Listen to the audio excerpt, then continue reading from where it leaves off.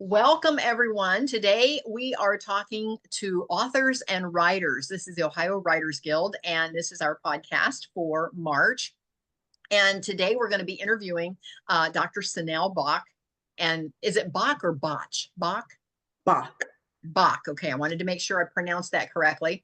And I've talked with her before. She's quite amazing, and she has a new book out, and we're going to talk to her all about her book. But in the meantime, I just want to tell you a little bit about me. Kathy Benner, I'm a passive income mentor, and I do have an academy online. It's an international academy. It's under kathybenner.com. You can see my name in the little Hollywood square here. And if you click through, you will see that we have an entire course on writing for the Ohio Writers Guild for authors and writers.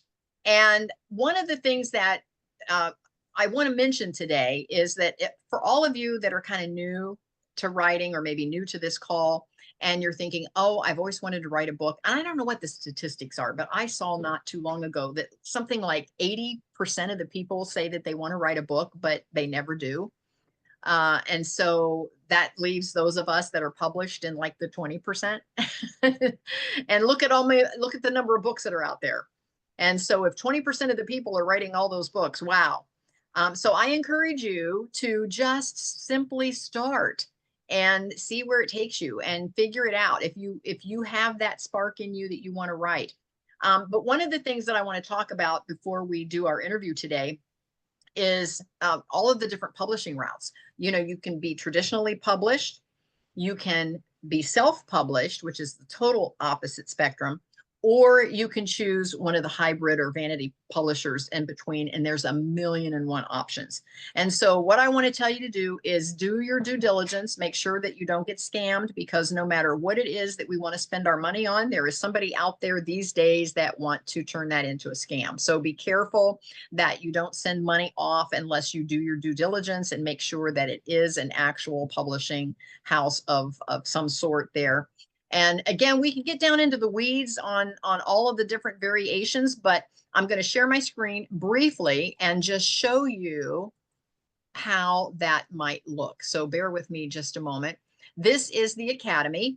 And when you go to the Academy page, which just is under Kathy Benner, you can scroll over to the More button and come down to the Authors and Writers.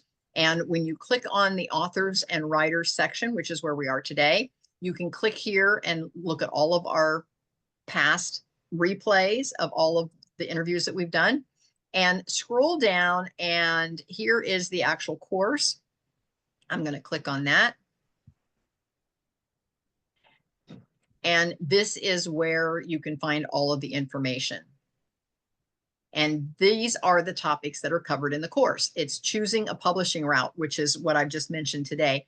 But we talk about editing your draft, getting feedback, titling your manuscript, formatting your book, designing a book cover, writing a publisher-ready book description, and then creating a book launch plan. I'm getting ready to launch my third book.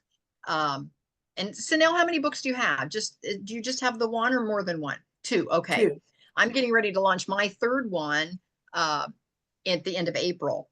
And so you have to create a book launch plan. Ours is going to be around a 2-day conference with book signing at Barnes & Noble, with podcasting. I mean, we've got a whole event planned around this book launch.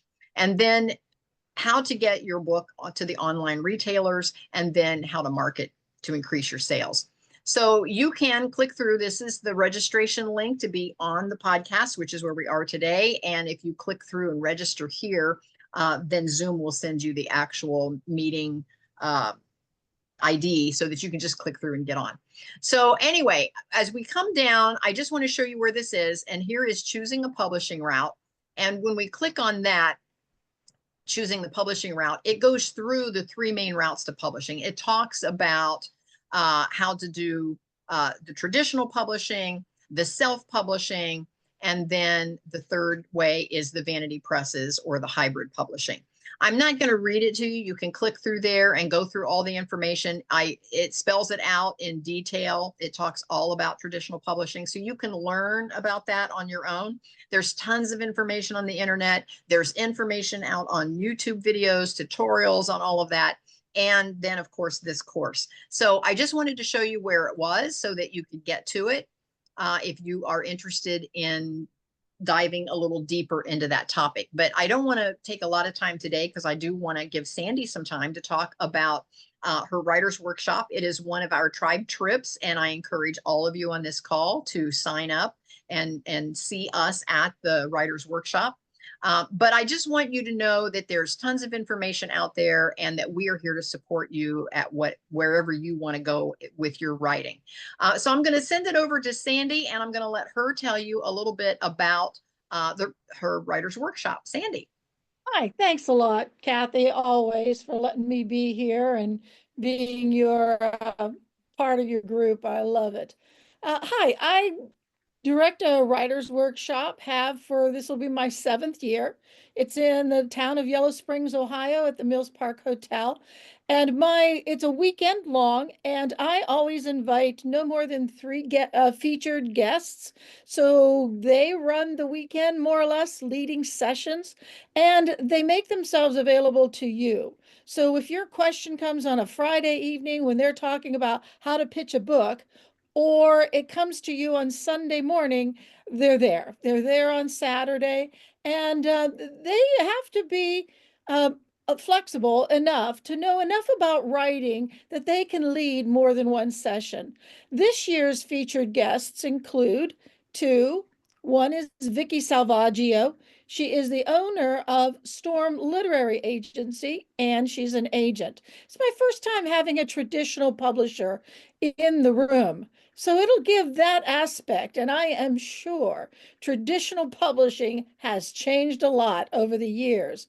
And so you should be able to give you that insight as to what is going on. Maybe it can be a place in your writing career, and maybe this is it. No, absolutely not. But I know I've read a lot of stuff about traditional publishing.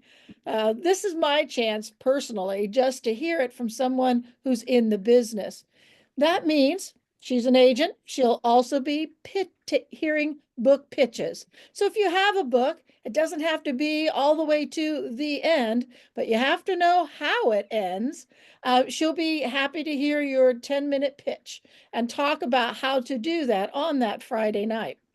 I also have Juliet Hyland, multi-published. I think she's in her 25th book for Harlequin. It's Mills and Boon, but it's an offshoot of Harlequin. Romances. And you often think, could you do 2 careers? Can you be a writer and do like a regular paid job with, Kathy, benefits and all? Yes, you can. And Juliet does, of all things, analytical work for the Air Force and by day, and in the evening she raises children, she raises pets, she raises a husband, and she writes romance books. And she's currently in a 6-book contract. So woohoo, it can be done. She's going to lead things like, how do you write characters that really attract your readers? And she'll lead writing exercises, and there's open mic readings. You want to read 10 minutes of one of your stories, you can do that. Book sales we're in the Mills Park where Ellie's restaurant is located, and its busiest times are Sunday morning, kind of that breakfast brunch time. And that's the morning in which we'll be selling. Anybody who has their own book to sell will be selling it. So the public, as well as fellow attendees, can hopefully make a couple bucks for you for that weekend. A lot about writing, enough that my personal thing is, if you don't go home with your head aching from all the information and all the connections, well, then I've got to work harder. But it's going to be great. I've been Zooming with Vicky, the agent, and Juliet, the writer, for a while, off and on. Things you want to know about pitching. How do you write a query letter? And that's the 250-word letter that will make or break your story for an agency. And all there is to do about writing. And I'm trying to think what else. It's just jam-packed. August 1, 2, and 3 in Yellow Springs. So email me, Sandy, at intothespringswritersworkshop.com, and the website's posted in the chat. Thanks. Oh, Sandy, that's a lot of information. But you know what? I've learned more by attending a couple of writers' workshops than I can just researching on my own. Because when I research on my own, I don't know what I don't know. And I keep asking questions like, should I do it this way or that way? And then when I get to actually see it in action, it all comes together. And so going to a writer's workshop was huge for me. This year, I have two scheduled. I have one in Cincinnati and the one with Sandy in Yellow Springs. And both of those I have on my website as Tribe Trips. If you go back to kathybenner.com and just go to the Tribe Trips, you'll see all of our different Tribe Trips. Sally is our in-house travel agent. She is a blogger, and her blog is called Embrace the Unexpected, which is perfect with her being in travel. And she can put together all of the details for you. If that's a piece of it that you don't like to do or don't want to do, Sally can put all of that together for you. And her travel agency is called Mermaid Travel. And so you can tap into that if you're interested in going on any of the tribe trips. I want to now talk to Cenell. I'm so excited to talk to her today. She is an author, Dr. Cenell Boch. She's an author and entrepreneur, a mindful meditation teacher, and professor in the field of health sciences. She serves as a full-time faculty member at North Park University, and she owns a private wellness practice, Wellness with Cenell. And additionally, Dr. Boch founded the nonprofit organization C&C Wellness, Inc., through which she provides health and wellness resources to communities, aiming to improve both physical and mental well-being. With over 25 years of experience, she's assisted clients in developing healthier lifestyles. So, Cenell, welcome. I'm so happy to have you here today. So, in December, you published Resilience, Overcoming Obstacles with Mindfulness. So, this is your second book, correct? Yes, that's correct. Okay, yes. So your second book. And so the first thing I want to do is I want to ask you a little bit about and we're kind of go backwards, kind of a background and bring us up to speed. When you first got started, did you think, oh, I'm going to write a book, and then the book turned into the business? Or were you already operating and functioning in the business, and then everybody probably kept saying, you need to write a book, Cenell? And then you went back and wrote, which came first, the business or the book? Well, I want to say thank you so much, Kathy, for the opportunity to be a part of the podcast, and greetings to all of you who are attending and those of you who are writers as well. It's just wonderful to be with you all. And I'm looking forward, Sandy, to the kind of investigating. Those are some great opportunities that you share with us with the writers workshop in August. That sounds pretty awesome, actually. And so for me, the writing came second to the business. So like you said, I have two businesses, and my writing is a little bit different. My book is a little different and somewhat unique in that it's actually my own personal history of some things that I've experienced and that I wanted to share to help others who may be experiencing similar obstacles or just obstacles, generally speaking, and the resilience. How do we build that muscle of resilience? So, and it did, I guess all of what you said kind of happened. I had some individuals, I felt like I wanted to write a book, and I shared the fact that I wanted to write a book, and individuals that I spoke with said, yeah, you should write a book. So a little bit of all of that happened. However, I did have the businesses first. And so again, this style of writing is somewhat unique in that it's very personal. And then lastly, the unique thing about it is that it's also a workbook. So it's my own personal journaling that I drew the book content from. And then it's an opportunity for readers to engage through my experience, seeing how it relates to their experience and helping them to be able to overcome obstacles. So just building that muscle of resilience and overcoming those obstacles. Cenell, I appreciate you being here so much. And I've looked into the book and read snippets of it. I haven't had a chance to read it in its entirety yet, but I have it. So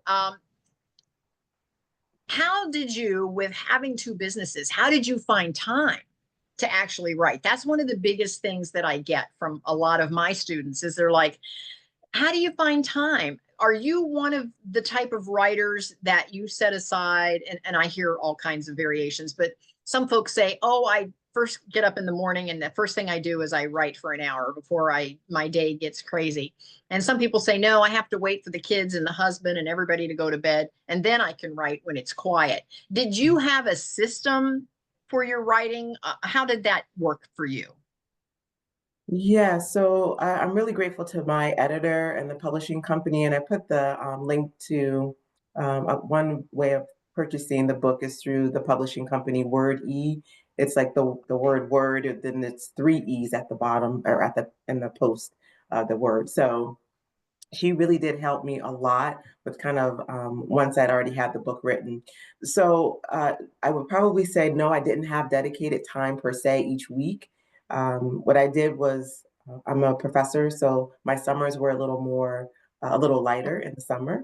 So I spent more time in the summer, and I did dedicate. Okay, I'm one of those writers that said, okay, the next 3 months I'm going to dedicate it, and I'm going to finish it, and I'm going to do it.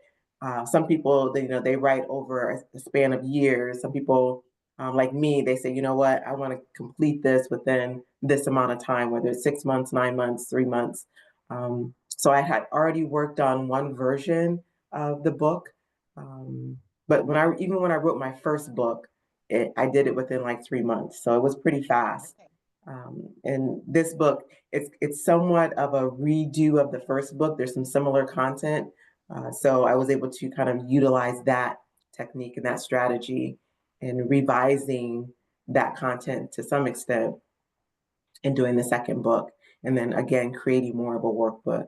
And I have to say, the publishing company really did help me a lot, and to be able to realize the vision that I had, and even kind of tweaking some of the things that I thought I wanted to go this direction. And then they offered, well, what about this direction?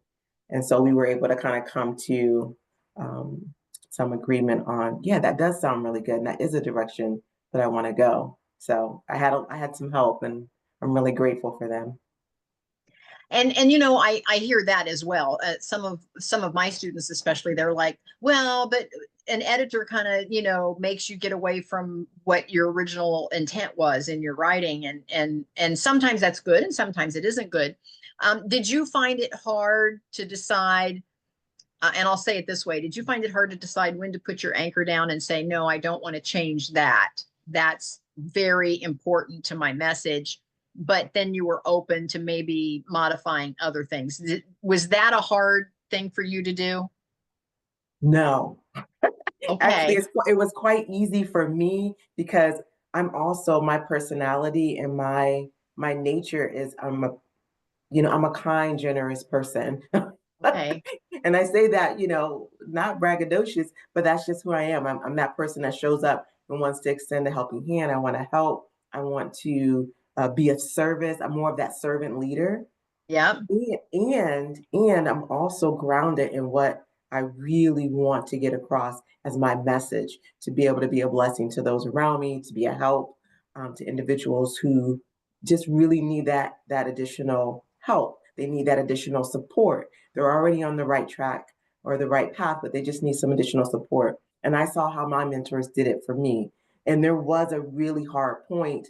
I won't say hard, it was a tough point. It was a defining point, we'll put it that way, where that actually happened, where the editor was like, well, I think you should go this way. And I was like, no, I'm not going to go that way. And I think it even surprised her because she thought that I probably would not have pushed back. She probably felt like, oh, Cenell, she'll probably just do exactly whatever, I want her to do. Um, and I felt in my heart that I really wanted to get this message out in this way. So yeah, Okay. there were some things that were non-negotiables. Okay. But you knew that going in because you were very clear on your message. And Yes, I think, yes. and I don't know if you can agree with me, but I think that that's probably where some of the authors or wannabe authors that I'm working with, they don't have that total clarity yet Mm, as mhm. they're writing. And so when an editor goes, oh, you should do this, they're like, oh, should I? And so I think you were very clear on what you wanted your message to be. Now, Right. what inspired you to write this resilience overcoming obstacles with mindfulness? What was there an aha moment or something that happened in your life that you said, I need to get this message out about resilience and about mindset? What inspired you to actually write this particular book? Yeah, that's a great question. Thanks so much, Kathy, for asking about, what inspired the book. I'd probably say the first book inspired the second book. Okay. The first book is titled Living with Double D's, Overcoming Depression and Divorce. And so those two obstacles, I can maybe perceive them as obstacles, definitely when I was going through them. I can, Oh, absolutely. perceive Yeah. them as obstacles. However, now I can look back, and even today when I have those tough times, I understand different strategies that I've used that I just wanted to share. So that was the inspiration. It was understanding that we all have, this human experience. We experience challenges, obstacles, and how do we get from A to B? How do we get to that next step? And sometimes it's just that, it's just the next step. And so building that muscle of resilience, I talk about different strategies. And so the thing that's different between the first book and the second book is that I also learned more about this practice of mindfulness and becoming a mindfulness meditation teacher and building my own practice. And what did that look like? So I share other strategies in addition to mindfulness. However, that was one of the key strategies that really helped me, or technique, or I guess I would call mindfulness a practice. One of the practices that really helped me to build the muscle of resilience. For our listeners, how do you actually define resilience, and why is the mindfulness such an effective tool in cultivating that? Beautiful, beautiful. Thank you. So if you look at the word resilience, if you break it apart, there's the prefix is the R-E, and then the zillions could mean also silence. And so kind of Okay. redoing and being silent. And so to me, that's exactly what mindfulness is. Resilience is an opportunity versus being a failure. It's an opportunity to do something again with a different mindset. So for me, mindfulness is a practice of being focused, being aware, being present. And so the zillions or silence is almost kind of just being silent, just kind of being aware of what's happening.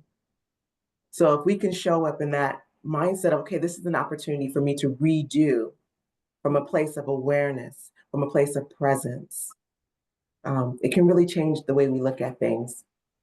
Wow, I'm absorbing all of that right now. I'm trying to, identify how my life would connect with what you're talking about.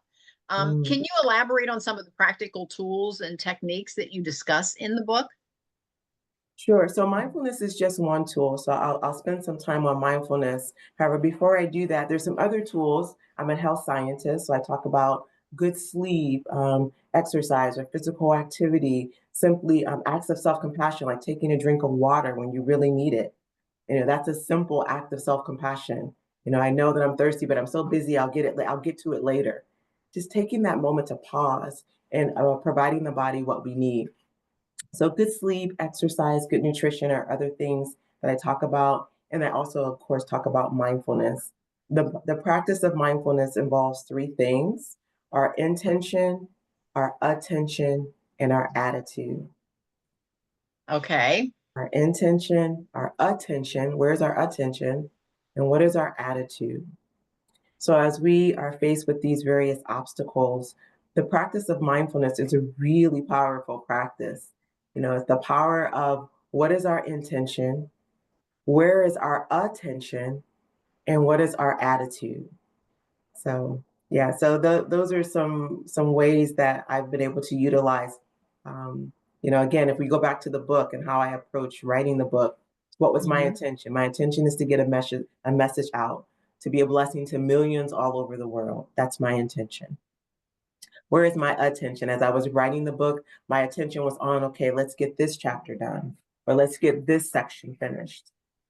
And then my attitude, typically I try to approach it from a place of compassion, both for myself and for those that I interact with. And again, a positive attitude of wanting to be of service, wanting to be a blessing. So intention, attention, and attitude are all aspects of mindfulness practice.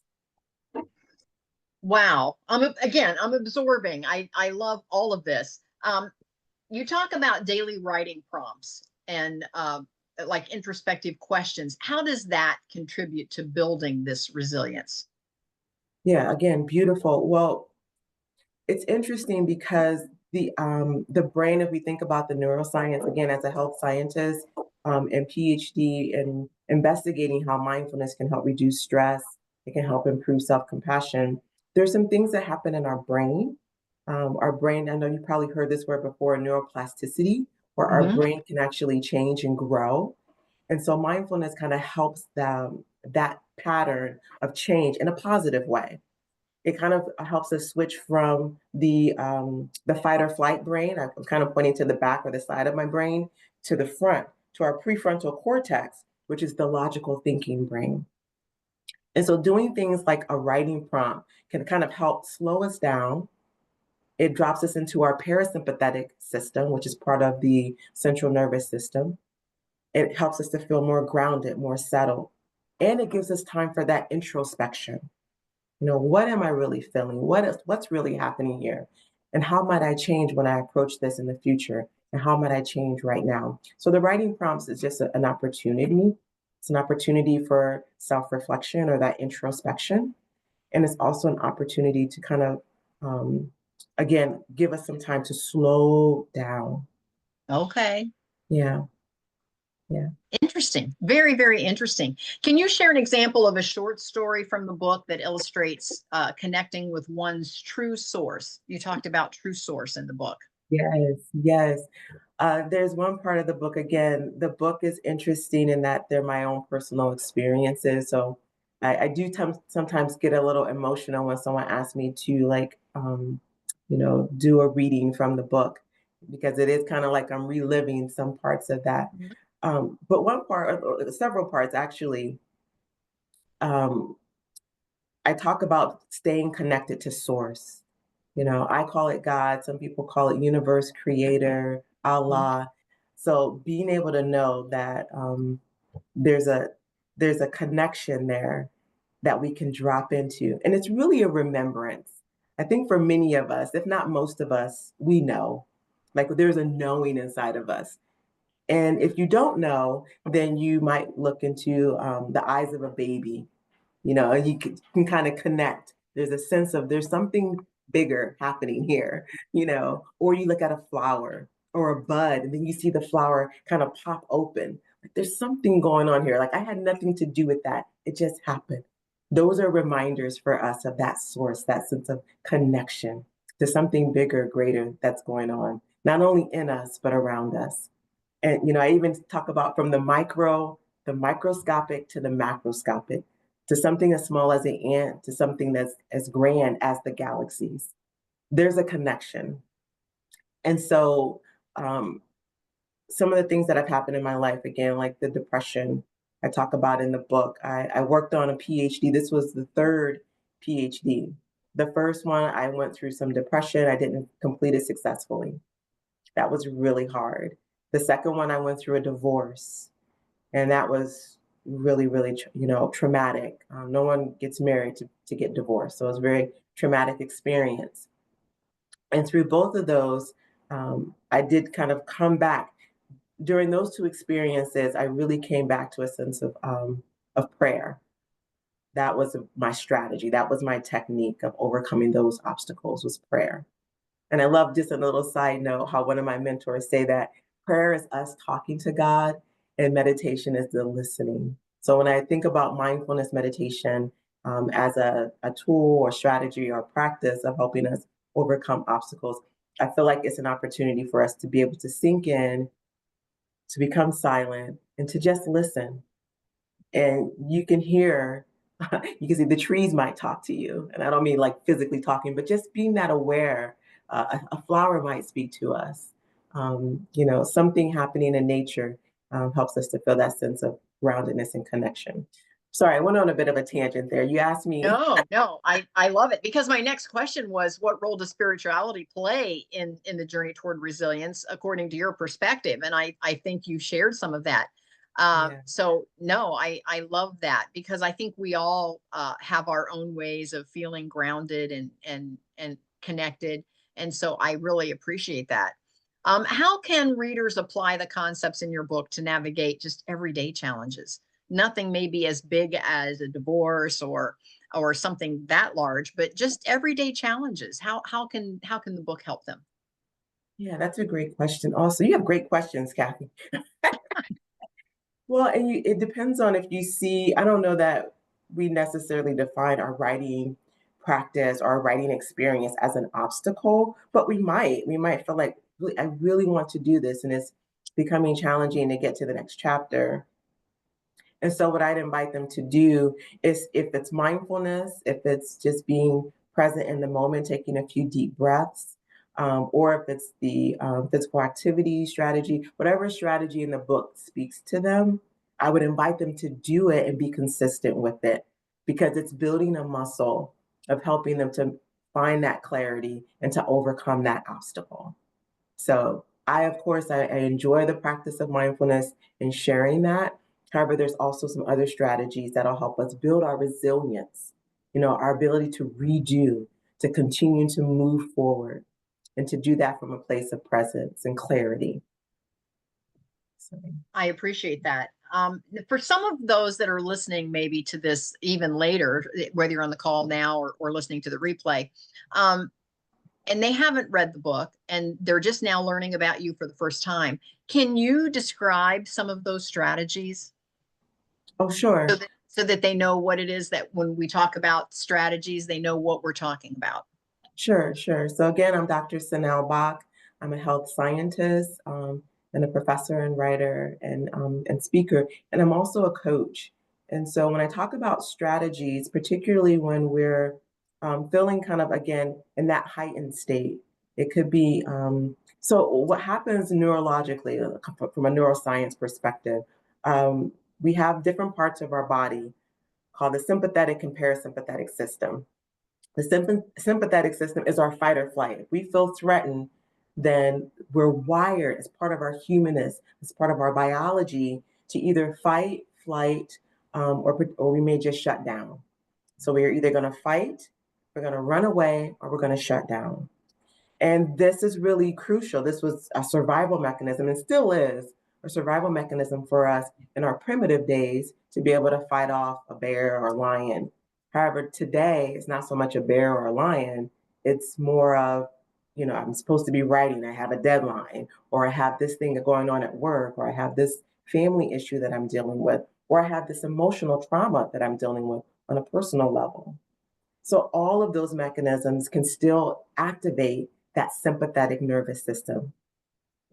Well, when I talk about strategies, I'm talking about things that we can engage to activate the opposite part of that system. It's called the parasympathetic. And that's kind of our rest and digest system. It's the system that helps us to feel calm. It's the system that helps us to feel grounded. And it kind of helps us shift from that reactive brain to the more logical thinking brain, a productive brain. So these things are mechanisms or strategies that we can utilize to help that shift to occur. And mindfulness is one of those ways. I talked about exercise, or, supportive communication, being able to reach out to a trusted loved one, just talking through it. The writing prompts. Some of us, we communicate better written. And so being able to write it out, that's another strategy. So I talk about other strategies in the book. However, these are all mechanisms to help us kind of tame that biology, if you will, and kind of even retrain the brain. So all of these things are happening. So it's wonderful for me to be able to share those things. I don't know if that made sense, however, yeah. Yes, absolutely. What feedback have you received from readers who have applied your mindful techniques? Yeah, so I think, again, that sense of calm and groundedness, and help them to be able to just kind of shift so that they can think a little bit clearer. That's probably been one of the best, I don't want to say best, but one of the beneficial things that I've heard. I did a reading in Chicago a few weeks ago, and I was really struck. I did it on campus at the university, and I was really struck by how it impacted, younger individuals. There was an individual who became very emotional. She was sharing her experience and was really um, impacted by reading the book, with regards to her own personal journey. She felt like life needed to go from A to B to C to D. And she said after reading the book, and tears were literally streaming down her face. She said after reading the book, she realized that life may not go from A to B to C to D. It may go from A to H back to B. Her journey may take several different paths, and that's okay, and that she'll still be okay.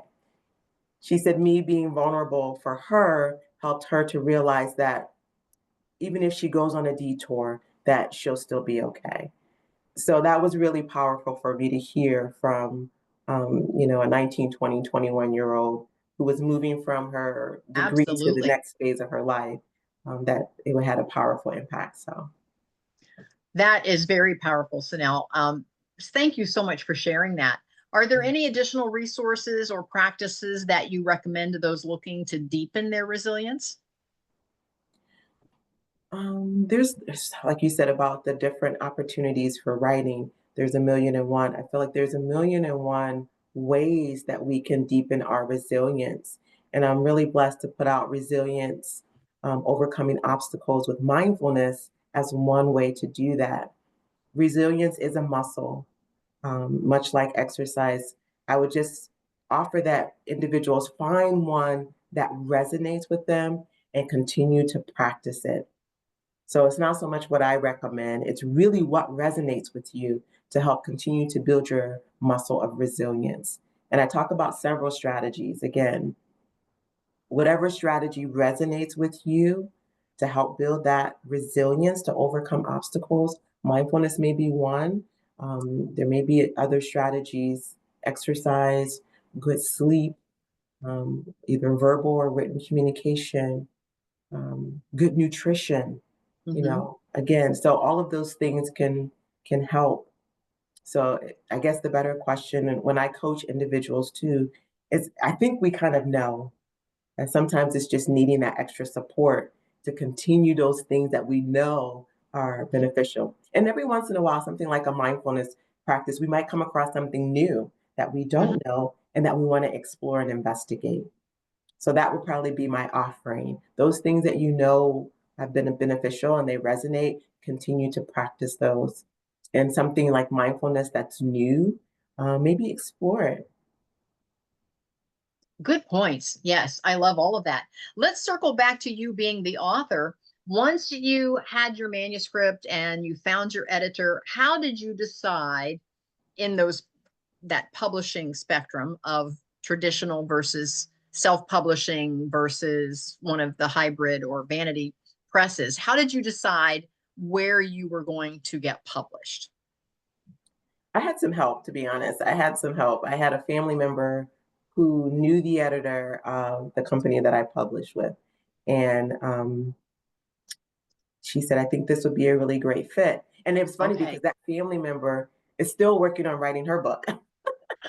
And So you're she's still, already published. Okay. yeah, so she's Okay. still Well, working on it. So okay. You can be her inspiration.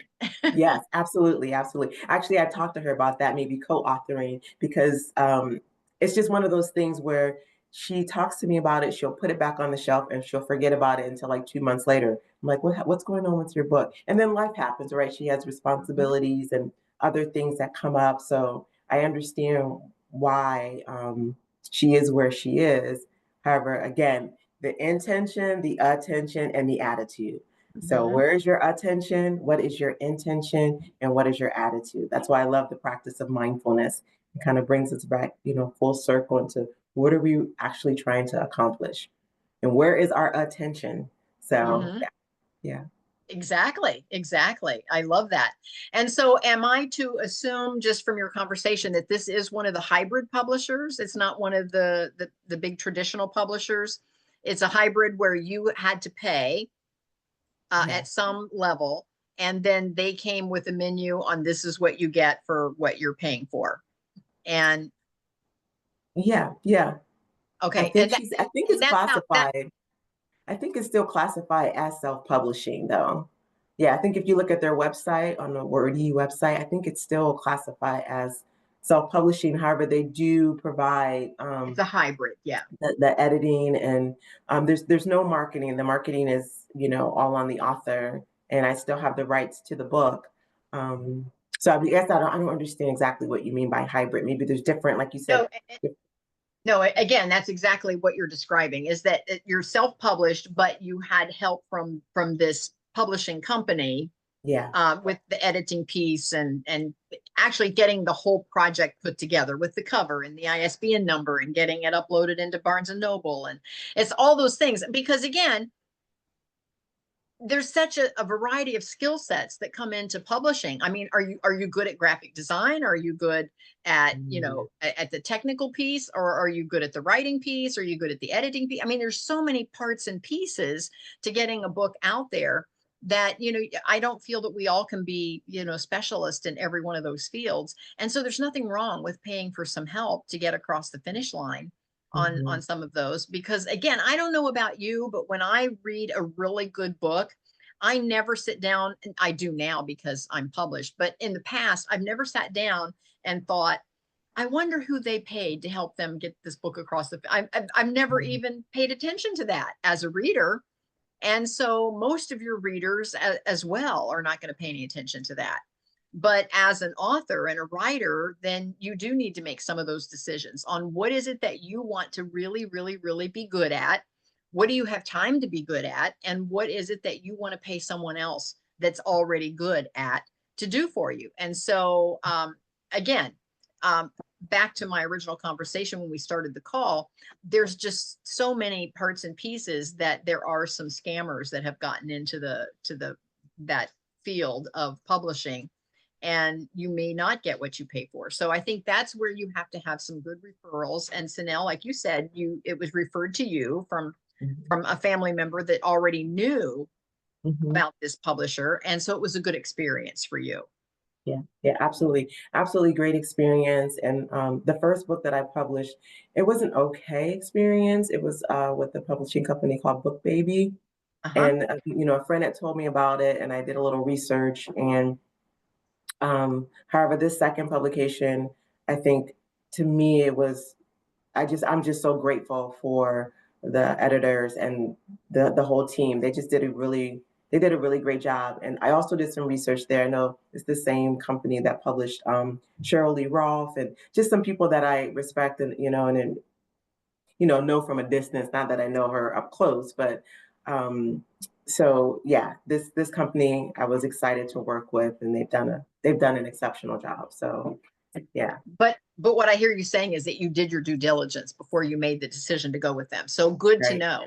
So again, that's kind of the lesson for our listeners, is just make sure you do your due diligence and get some referrals and talk to some folks that have used the companies before you send off your check. So good to know. Dr. Cenell Boch, thank you so much. Please put in, and I think you may have put already in the chat where folks can get the book. I see that. You've got the website to Word E, but the book can be found on Barnes and Noble. Is that correct? Yes. Okay. Amazon, anywhere you can buy books, you can find it. Okay.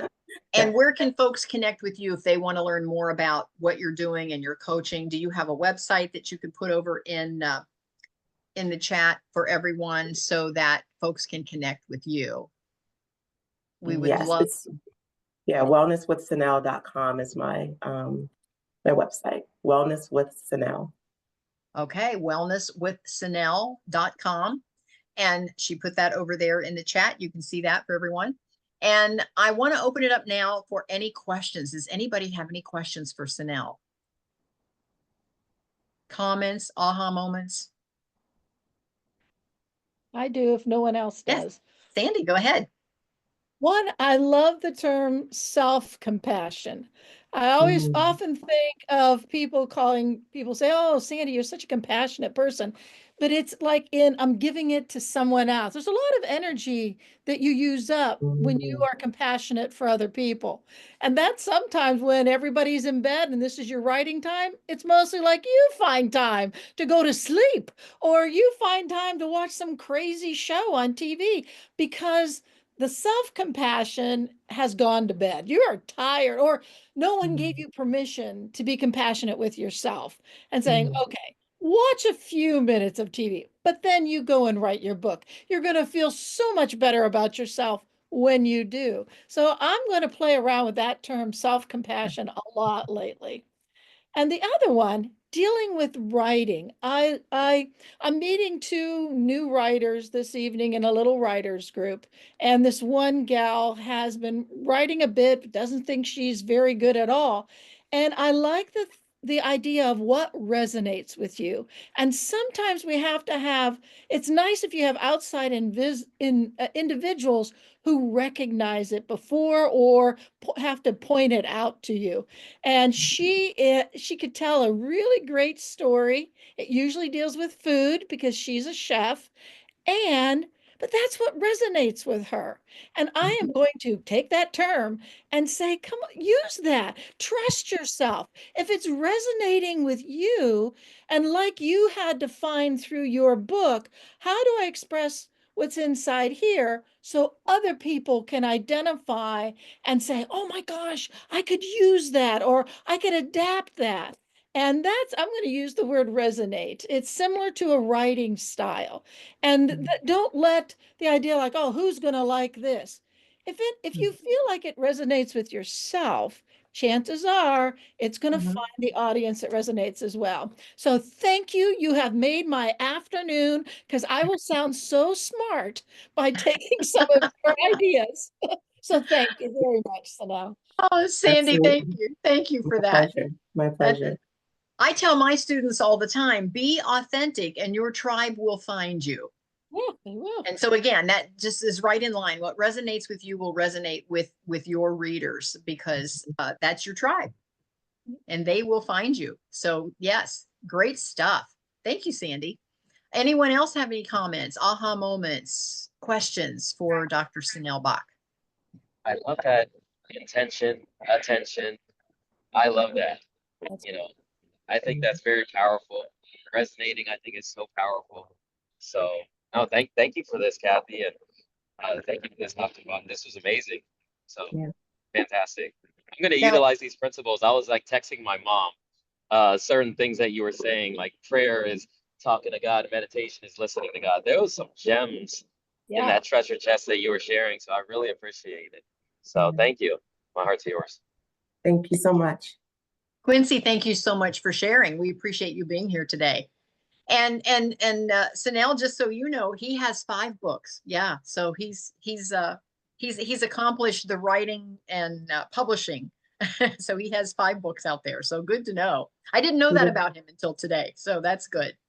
Congratulations, Quincy. That's amazing. Anyone else? Linda. Definitely a Yeah, blessing. there were so many gems throughout this. I was taking notes like crazy. The one thing that really just jumped out to my heart was the self-compassion. I've often joked I am the worst boss ever. If a boss did to their employee what I do to myself, they would be written up on charges. And even just down to letting myself get a drink or stretch my legs, it's just it's obscene what I do to myself in the name of work and getting things done on the mission that I'm on. And I loved the one where you said the rest and digest system. That just Mhm. summed up what that part of our body is involved in. Um, and just so many things that I wrote down that you were saying, and this sense of groundedness that we should all seek to just be our baseline. And I've been working on that with I've been doing the morning miracle, um, and applying that in a really intentional way. And I feel like that has been helping. And of course, affirmation, meditation, all of that is part of it.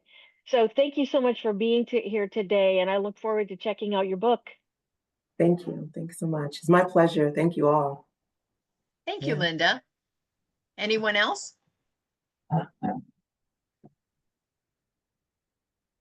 I thought it was a Elise? great session. Yeah. Hi. Thank you so much, Dr. Bach. I thought it was a great session to really understand like the meditation and hearing. And a lot of times we're doing a lot of talking instead of doing a lot of listening. And that's where we really start to grow. That was top notch. Thank you for your time. Thank you. Thank you so much. Blessing to be Now, here. thank you for being here. This has been a great session. We really appreciate you. And for those of you that are listening in, Dr. Cenell Boch is going to be on another podcast in June for our Fit as a Fiddle Plus. And she's going to be talking all about, I believe your topic is the neuroscience of mindfulness in June. So mark your calendars. You can find all of our events at kathybinner.com. Scroll down to the calendar link. And once you get to the calendar, you can click through on any event and all the details will pop up. So you can see what's coming up on any given Monday for our podcast. And then you can also see what's coming up on the tribe trips. So definitely check out the calendar. It's at kathybinner.com. And I want to say thanks to everybody for listening and being with us today. And I'll be posting the replay soon. We also have a speakers cabinet. If you have a podcast or if you have an event where you need a speaker, you can go to our speakers cabinet and you can see all the folks there. And if you click through on their name and their link, it will take you right to their website on how to connect with them. We don't make any money on that at all. There's no fund, there's no fee. This is just to help elevate all of our guests. And Dr. Cenell Boch is, as our free gift to you, you are listed in our speakers cabinet. So other folks can find you as well. So if you need a speaker, go there first and you can connect with Cenell there if you need her to be a guest.